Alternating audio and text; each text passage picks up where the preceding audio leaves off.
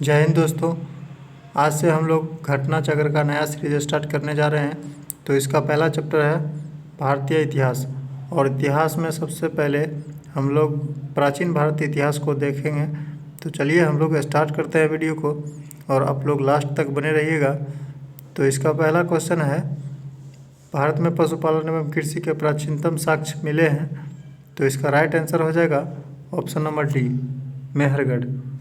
उसके बाद अगले क्वेश्चन पे हम लोग चलते हैं। अगला क्वेश्चन है आपका, निम्नलिखित में से किसको कैल्कोलिथिक युग भी कहा जाता है।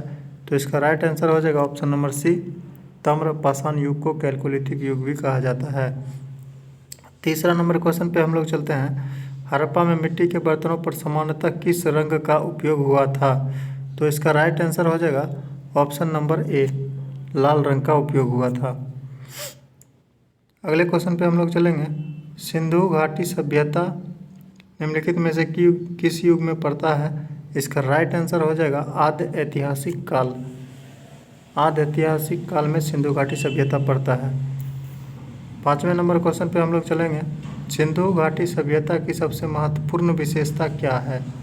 तो इसका राइट आंसर हो जाएगा ऑप्शन नंबर ए, पक्की ईंट से बनी इमारत। उसके बाद अगले क्वेश्चन पे हम लोग चलेंगे। अगला क्वेश्चन हम लोग का है, निम्नलिखित में से कौन सा एक हड़प्पा का बंदरगाह है। तो इसका राइट आंसर हो जाएगा लोथल। लोथल जो गुजरात में पड़ता है, यह हड़प्पा का एक प्राचीन बंदरगाह है। उसके बाद 7वें नंबर क्वेश्चन पे हम लोग चलते हैं, निम्नलिखित में से किस हड़प्पा कालीन स्थल से टेराकोटा का हल प्राप्त हुआ है। इसका राइट आंसर हो जाएगा बनवाली, ऑप्शन नंबर बी इसका राइट आंसर हो जाएगा।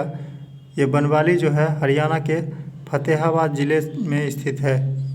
उसके बाद अगले क्वेश्चन पे हम लोग चलते हैं, निम्नलिखित में से कौन हड़प्पा और मोहनजोदड़ो के उत्खनन से संबंधित नहीं थे।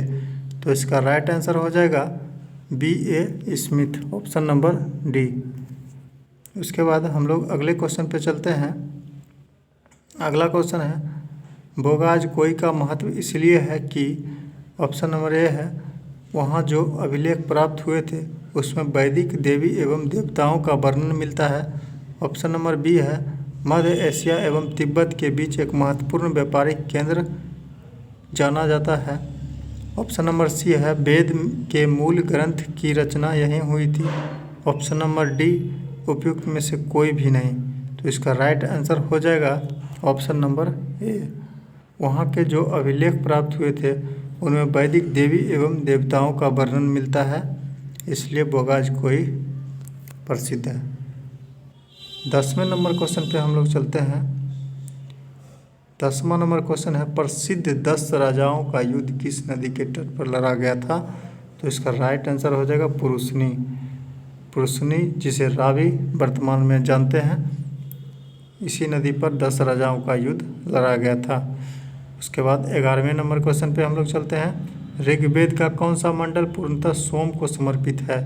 तो ये हो जाएगा 9वां मंडल। ऋग्वेद का 9वां मंडल पूर्णतः सोम को समर्पित है। उसके बाद हम लोग अगले क्वेश्चन पे चलेंगे।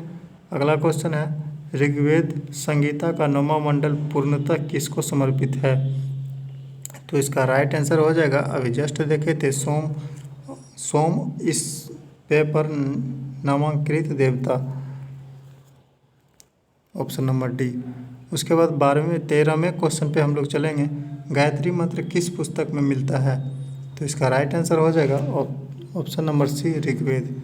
गायत्री मंत्र ऋग्वेद में उल्लिखित है, इसके रचनाकार विश्वामित्र हैं। यह मंत्र ऋग्वेद के 3य मंडल में वर्णित है। अगले क्वेश्चन पे हम लोग चलेंगे।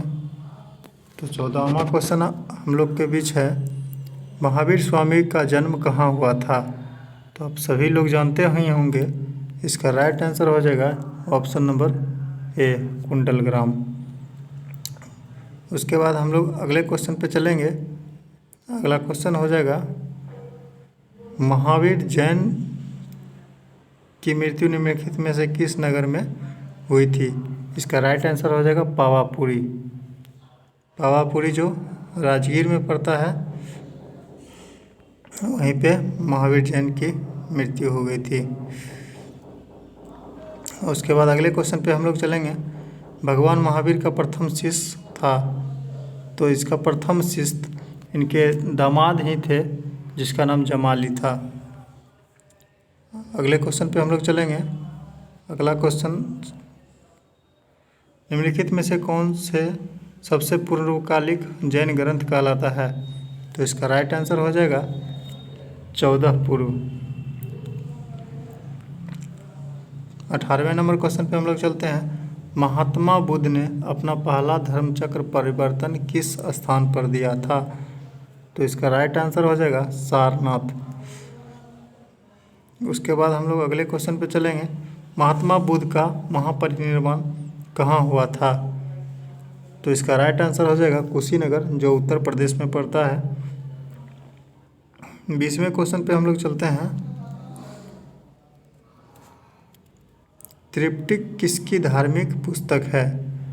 तो आप सभी लोग जानते हैं त्रिपिटक बौद्ध धर्म से संबंधित है, जो कि एक धार्मिक पुस्तक है। अगले क्वेश्चन पे हम लोग चलते हैं।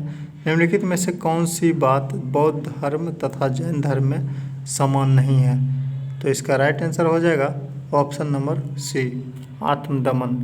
आत्मदमन जो है बौद्ध और जैन में समानता नहीं रखता है। बोध गया में बोधि वृक्ष अपने वंश की किस पीढ़ी का है? तो इसका राइट आंसर हो जाएगा 5वां। उसके बाद हम लोग अगले क्वेश्चन पे चलेंगे। अगला क्वेश्चन है, बराबर की गुफाओं का उपयोग किसके आश्रय गृह के रूप में किया गया? तो इसका राइट आंसर हो जाएगा ऑप्शन नंबर ए, आजीवकों ने। उसके बाद हम लोग अगले क्वेश्चन पे चलेंगे। अगला क्वेश्चन है, आजीवक संप्रदाय के संस्थापक कौन थे? तो इसका राइट आंसर हो जाएगा सी, मखली गोसाल। इसके बाद हम लोग अगले क्वेश्चन पे चलते हैं। 25वें नंबर क्वेश्चन है, पाटलिपुत्र के संस्थापक कौन थे? तो इसका राइट आंसर हो जाएगा ऑप्शन नंबर ई। ऑप्शन नंबर ई इसका राइट आंसर हो जाएगा। उसके बाद पाटलिपुत्र की स्थापना अजातशत्रु के उत्तराधिकारी उदयन ने गंगा और सोन के संगम पर एक किला बनाकर की थी। इसने मगध साम्राज्य की राजधानी राजगिरी से पाटलिपुत्र स्थानांतरित की। यह नगर शिशुनाग, नंद वंश और मौर्य वंश की भी राजधानी रही है। अगले क्वेश्चन पे हम लोग चलते हैं। किस शासक द्वारा सर्वप्रथम पाटलिपुत्र का राजधानी के रूप में चयन हुआ? तो इसका राइट आंसर हो जाएगा ऑप्शन नंबर सी, उदयन के द्वारा, उदयन। उसके बाद अगले क्वेश्चन पे हम लोग चलेंगे। निम्नलिखित में से किस राजा ने पाटलिपुत्र बसाया? तो इसका राइट आंसर उदयन ही हो जाएगा, जो कि अगले वीडियो में हम लोग लाएंगे। इसमें इतना ही तक 26 नंबर तक ही प्रश्न था।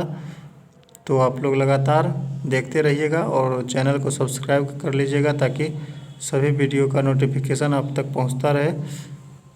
चलिए, थैंक यू। अगले वीडियो में हम लोग मिलते हैं फिर।